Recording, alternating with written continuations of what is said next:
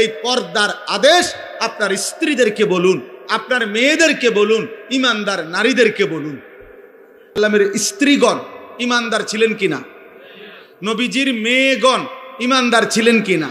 তাইলে এ কথাইটা তো একবারে বলতে পারতো যে হে নবী, ইমানদার মহিলাদেরকে বলেন তারা যেন তাদের কাপড় পর্দা করে নেয়। তো এটা বললেই তো স্ত্রীরাও বুঝতো, সে মেয়েদেরকেও বুঝাইতো, আবার বাকি মহিলা সাহাবী যারা তারাও তো বুঝে নিত, এই এক শব্দ দ্বারাই তো হয়ে যাইতো। কিন্তু আলাদা বললেন কেন?